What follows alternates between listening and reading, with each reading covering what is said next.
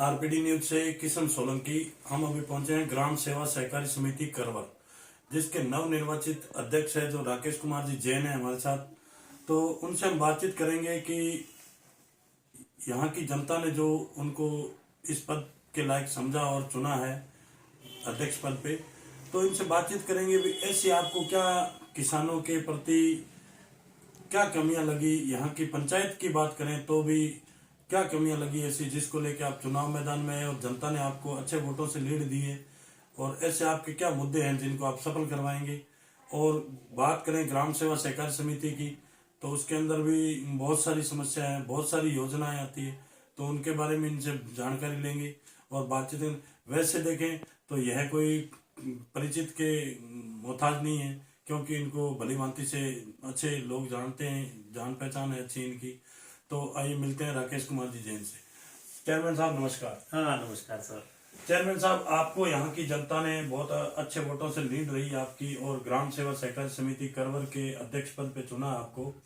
तो आपको जैसे ऐसे क्या मुद्दे, क्या मसले थे जिनको लेके आप चुनाव मैदान में आए, क्योंकि आप एक पहली बार आपने बताया कि जैसे पहली बार राजनीति में आपने एंट्री की है, तो एक यह भी धरातल की राजनीति एक समाज सेवी की तरह है, और इसमें आपको ऐसा क्या लगा कि जो चीज किसानों तक आप पहुंचाना चाहते हैं और किसानों को फायदा हो। एक्चुअली मैं बताऊं, मैं खुद भी एक किसान हूँ जी। और मैंने जब यहाँ गांव से जैसे बिलोंग करता हूँ तो यहाँ के किसानों की स्थिति देखता हूँ, तो आज हमारा देश जो कि यूं मान लो कि विश्व की दूसरी या तीसरी अर्थव्यवस्था बनने जा रहा है, बिल्कुल। और फिर भी गांव के जो किसान है उन वो मतलब बहुत पिछड़े हुए हैं। बिल्कुल बिल्कुल हर तरह से। तो वह चीजें देख के मेरे को लगा कि ये भी एक समाज सेवा है, और बिल्कुल बिल्कुल। और अपन जिस गांव में रह रहे हैं जी, तो इस मिट्टी का भी कर्ज अपन के ऊपर है। बिल्कुल बिल्कुल। तो वह समाज सेवा के रूप में ही उतर सकता है। जी जी तो इसलिए मैंने हमारे जो केंद्रीय सहकारी मंत्री हैं श्रीमान अमित शाह जी जी, और हमारे राज्य के सहकारी मंत्री श्रीमान उदयलाल जी आंजना, बिल्कुल, इन सब की भावनाओं को देखते हुए देखा कि अभी हमारा जो ग्रामीण एरिया है वो बहुत पिछड़ा हुआ है जी, तो इनको डिजिटल तौर पे जो सहकारिता की योजना है उनसे जोड़ना, बिल्कुल बिल्कुल, और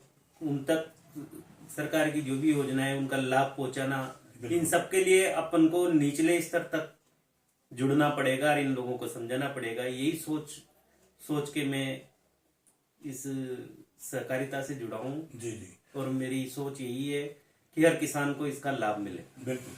बहुत ही अच्छा कि देखो, मैं लगभग जनप्रतिनिधियों से, काफी जनप्रतिनिधियों से, लगभग राजस्थान पूरे के जो जनप्रतिनिधि अध्यक्ष है सहकारिता के, उनसे मिलते हैं हम। लेकिन यह एक बहुत ही बड़ी देखने लायक बात है और समझने लायक बात है कि राकेश जी को यहाँ की जनता ने करवर के ग्राम सेवा सहकारी समिति के जिला अध्यक्ष अपने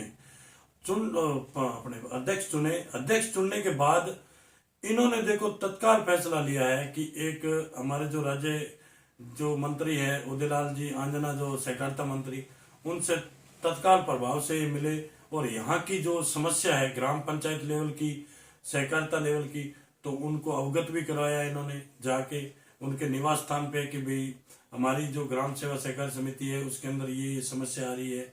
जैसे बात करते हैं चेयरमैन साहब, अभी आप जाके हैं, मंत्री महोदय से भी मिले हैं और यहाँ की जनता ने आपको चुना है और आप एक किसान भी हैं। तो इसके अंदर अभी अब की बार आपने देखा होगा कि जब से कोऑपरेटिव सेक्टर लागू हुआ है, जब से लेके आज दिन तक ऐसी कोई समस्या नहीं आई थी खाद की। अब की बार आपने देखा होगा कि जो बैग 270 रुपए का मिल रहा है सोसाइटी दे रही है, और जो बैग 1300 1350 में डीएपी का जो समिति दे रही है किसानों को, वही चीज 270 वाला बाहर 450 500 मिल रहा था, वही चीज डीएपी जो बाहर 1800 2000 में मिल रही थी। क्यों कि समितियों में खाद पूर्ति नहीं हो रहा था और किसान लुट रहे थे। तो इसके बारे में आपके क्या ख्याल है, ये बताइए। मैं इस मामले में मंत्री जी से भी मिला और हमारा मांग पत्र भी रखा उनके लिए कि भी इस साल हमारे यहाँ जो किसान लोग हैं उनको खाद की समस्या आई, बिल्कुल, जबकि करवर में कभी भी समस्या नहीं आती थी। उसका मेन जो कारण था एक्चुअल में हमारी सहकारी समिति का जो गोदाम बना हुआ है वो बिल्कुल जर्जर हो गया और उसके अंदर हम खाद का भंडारण नहीं कर सकते। बिल्कुल और इस कारण इस साल जो हमारी बरसों पुरानी यहाँ की करवर ग्राम सेवा सहकारी समिति है, जो कि वित्तीय रूप से भी सुदृढ़ है, हमेशा खाद का स्टोर करती थी। और इस कारण से जब काश्तकारों को जरूरत रहती थी तो उनको समय पर खाद मुहैया कराया जाता था। बिल्कुल बिल्कुल। तो इस साल भंडारण नहीं होने की वजह से जी जी उनको खाद समय पर उपलब्ध नहीं करा पाए जी। तो हमने उनसे निवेदन किया कि हमारे लिए नए गोदाम की व्यवस्था कराई जाए, ताकि हम लोग पहले खाद का भंडारण कर लें तो समय पर काश्तकारों को, किसानों को खाद उपलब्ध कराया जा सके। बिल्कुल बिल्कुल। दूसरा, मैंने उनको कहा कि करवर ग्राम जो है उससे बूंदी कोऑपरेटिव बैंक की जो शाखाएं वर्तमान में देई और लाखेरी, जो कम से कम 20 किलोमीटर दूर पड़ती है। बिल्कुल। और करवर से 10 किलोमीटर के सराउंडिंग एरिया में 15 से ज्यादा सहकारी समितियां हैं। अगर यहाँ पर बूंदी कोऑपरेटिव बैंक की शाखा खोली जाती है तो उन सब लोगों को लाभ मिलेगा, और किसानों को जो आज दे जाके और अपना कार्य करते हैं और उस वजह से उनका समय खराब होता है, तो उसकी सुविधा मिलेगी। दूसरा, करवर व्यापारिक केंद्र है, यहाँ पर अच्छा बिजनेस है तो बैंक को भी लाभ रहेगा। तो उन्होंने, मंत्री जी ने हमारे को आश्वासन दिया है कि इन दोनों समस्याओं को जल्दी वह निस्तारण करेंगे और गोदाम के लिए भी राशि जारी करेंगे और बूंदी सेंट्रल कोऑपरेटिव बैंक की शाखा भी खुलवाएंगे। जी जी, बहुत ही अच्छा। देखो, एक बहुत ही देखने वाली बात है और एक बहुत सोचने वाली बात है कि अध्यक्ष पद पे आते ही राजनीति की पहली कड़ी इनकी कि यहाँ अध्यक्ष चुने गए हैं करवर में का अध्यक्ष बनते ही, और इनकी ऐसी अच्छी भावना है कि कुछ पंचायत के प्रति, कुछ किसानों के प्रति कुछ करें, ग्राम पंचायत के अंदर कुछ न कुछ करके दिखाएं।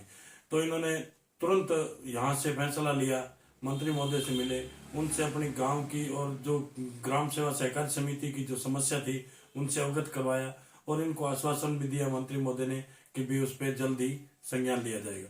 तो जैसे चेयरमैन साहब एक बात करते हैं अपन कि सीसीबी की, आपने अभी जैसे बताया कि भी सीसीबी बूंदी है, तो यहाँ ब्रांच की बहुत ही समस्या, आने जाने में लोगों को 20-30 किलोमीटर का दायरा पड़ता है।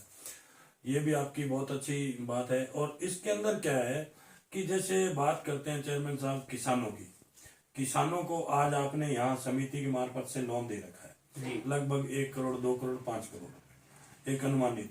उसके बाद आज जो किसानों की हिस्सा राशि कट रही है, जो ऑनलाइन बैंक काट रहा है, वो हिस्सा राशि हालांकि समितियों में होनी चाहिए। भाई समिति के स्तर पे लोन हो रहा है तो समिति के अंदर उसकी हिस्सा राशि होनी चाहिए। आज हिस्सा राशि का पैसा जो 40-40, 50-50 करोड़ रुपए हर सीसी में पड़ा राजस्थान की, तो उसका लाभांश है वो भी नहीं मिल रहा है समितियों को, और वो हिस्सा राशि का पैसा वो समिति के अकाउंट में हो तो अपन वो हिस्सा राशि का पैसे से खाद बीज समिति उससे उबर सकती है, बिजनेस कर सकती है उस पैसे। और दूसरी बात, आज आपकी समिति ने अगर 2 करोड़ 4 करोड़ का लोन कर रखा है, उसका जो मार्जिन आता है 2%, वो भी समय पे नहीं आ रहा, तो उसके बारे में आपके क्या कहना? जैसा आपने बताया, मैंने इसके बारे में हमारे जो बूंदी सेंट्रल कोऑपरेटिव बैंक के अधिकारी लोग हैं उनसे भी चर्चा करी थी। बिल्कुल। तो उन्होंने कहा था कि हम इसके लिए बहुत जल्दी ही एक मीटिंग का आयोजन करेंगे, जिसमें सभी अध्यक्ष लोगों को बुलाएंगे और उनकी जो भी समस्या है उनका निस्तारण करेंगे। जी जी। मैंने उनसे बोला था कि भाई इस राशि का क्या कर रहे हैं आप, या जो भी आपने बताया मेरे को, तो उसके लिए बातचीत हुई है। तो हम सबके सहयोग के साथ, आपसी सहयोग से जो भी समस्या है उनका हम निस्तारण करेंगे, और अगर नहीं हुआ तो इसके लिए आगे आवाज उठाएंगे। बिल्कुल, बहुत ही अच्छा। कि जैसे यहाँ इनका मानना ये है कि भी यहाँ अधिकारियों से बात हुई है, उसके अलावा अगर यहाँ हमारा निस्तारण नहीं होगा तो बिल्कुल मैं जयपुर तक जाऊंगा और इस समस्या का समाधान करूंगा। बहुत है। तो जैसे चेयरमैन साहब बात करते हैं एसटी ऋण की, एसटी ऋण में अभी जो अपनी जो साख सीमा है किसान की 1.5 लाख तक की है, उसके बावजूद जो अपने डीएमआर के हिसाब से उनको लोन दिया जा रहा है जमीन के हिसाब से, तो उसमें कई जगह ऐसी देखने को मिली है कि जैसे किसान ने लोन ले लिया और उस लोन में किसान का पैसा बढ़ रहा है तो किसान तुरंत आ जाता है, फिंगर लगाया, पैसा ले गया। उसके बावजूद एक क्या रबी और खरीफ दोनों में, एक में फसल में घट रहा है लोन और एक में बढ़ रहा है। जिस बार घट रहा है किसान को पैसा भरना पड़ता है, वो समय पे नहीं आते हैं, तो उसके कारण कई बार फिंगर नहीं लगते तो समिति भी उसमें घाटे में जाती है, वो पैसा समिति के माथे पड़ता है, तो मेंबर भी ओवरड्यू हो जाते हैं, उनको दोबारा लोन लेने में दिक्कत है। तो उसके बारे में आप किसानों को कैसे समझाइश करें? भाई वैसे तो क्या है कि अभी हमारे को करीबन 1 महीना हुआ है कार्यभार बिल्कुल, संभाले हुए, बिल्कुल। लेकिन मैंने जो भी स्टडी करी यहाँ की, तो हमारे करवर की जो लोन चुकती का जो रेशियो है जी। में वो 99% है। जी यहाँ पर सब लोग समय पे लोन जमा कराते हैं जी और समय पे उनको सब सुविधाएं मिलती है। बिल्कुल और फिर भी अगर ऐसा कोई प्रकरण हमारे सामने आएगा तो हम उसको पर्सनली मिलके बिल्कुल। और उसकी जैसे भी हो सकती है वो सहायता करेंगे। जी दूसरा अभी जो आप फिंगर वाली प्रॉब्लम बता रहे हो, वो तो हमारे यहाँ 1-2 जो सदस्य थे उनकी प्रॉब्लम आई थी। जी जी तो इसके लिए हमने सीसी भी बात करी थी। जी तो उन्होंने कहा है कि भाई इसका एक बैंक में सिस्टम रहता है, जिनका फिंगर नहीं आता वो ब्रांच में आके और अपना सारा ट्रांजेक्शन कर सकते हैं। बिल्कुल बिल्कुल तो इसके लिए हमने उन लोगों का एक लिस्टिंग करी है, बिल्कुल। उनको फिर एक दिन बुला के और हमारा व्यवस्थापक उनके साथ जाएगा ब्रांच जी। में और उनका सारा ट्रांजेक्शन करेगा। बिल्कुल हमारा मैक्सिमम यही प्रयास है कि हर सदस्य को, हर आदमी को जी बैंक की और सरकारी की जितनी भी योजनाएं हैं उनका लाभ मिले। जी।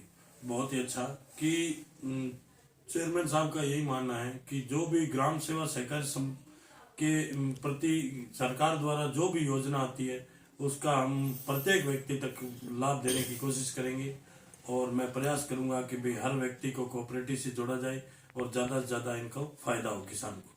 तो जैसे चेयरमैन साहब एक बात करते हैं अपन, आप भी इस क्योंकि कोऑपरेटिव सेक्टर से पहले से भी जुड़े हुए तो हैं, क्यों जमीन से जुड़े हुए हैं तो कोऑपरेटिव से जुड़े हुए हैं।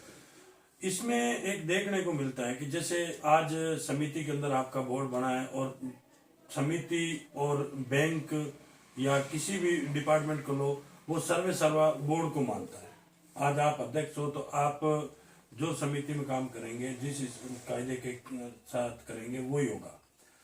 लेकिन उसके बावजूद भी आज बोर्ड को अगर चुना गया है, मेन सर्वे सर्वा बोर्ड को माना गया है, यहाँ के चुनाव किए जाते हैं, जनता उनको फैसला करती है, उसके बावजूद भी कई ऐसी चीजें होती है, कई ऐसे नियम होते हैं जो समिति पे लागू नहीं होते और उनको बैंक बाउंडेशन करके लगाता है। उसके बारे में क्या ख्याल है? नहीं, ऐसा तो मेरे कोई जानकारी में आया नहीं जी। और अगर ऐसा है जी तो मैंने आपसे शुरू में कहा कि भाई हमारे जो प्रधानमंत्री हैं और हमारे जो मंत्री जी, उनकी सोच यही है बिल्कुल कि हर आदमी को सही योजनाओं का लाभ मिले। बिल्कुल। तो हम खुद पढ़े लिखे हैं जी तो उसकी जानकारी करके और उस चीज की जानकारी करेंगे जी और उसका जो सही रास्ता है वो निकालेंगे। जी जी अभी हम हर महीने जो बोर्ड की मीटिंग करते हैं बिल्कुल और हमारी सोच यही रहती है कि संचालक मंडल के सर्वसम्मति से हर काम हो। जी अभी हमने नई योजनाएं भी लागू करी है, उसके लिए पंचायत को प्रस्ताव दिए हैं। हम यहाँ पर कस्टमर हायरिंग सेंटर खोल रहे हैं। जी दूसरा सेंट्रल गवर्नमेंट की स्कीम है जिसके अंतर्गत वेयर हाउसिंग खोलने का प्रस्ताव है। जी तो हमने यहाँ वेयर हाउसिंग खोलने के भी प्रस्ताव लिए हैं बिल्कुल और इन सब का प्रस्ताव बना के आगे भिजवाया है। जी और जैसा मंत्री जी से बात हुई जी तो उनका भी यही कहना है कि अगले वित्त वर्ष में आपके लिए जो भी योजनाएं हमारे से मांगी है बिल्कुल सब आपके लिए स्वीकृत की जाएगी जी और नहीं होगी तो हम आगे जाके इसके लिए और प्रयास करेंगे। जी। बहुत ही अच्छा कि देखो चेयरमैन साहब की एक सोच, क्योंकि एक ऊर्जावान है और पढ़े लिखे हैं, नॉलेज भी है इनको हर चीज का, तो इनकी एक सोच देखो कि भाई यहाँ ग्राम पंचायत स्तर पे ऐसी कोई सुविधा नहीं हो कि जो यहाँ ग्राम पंचायत स्तर पे नहीं मिले किसानों को।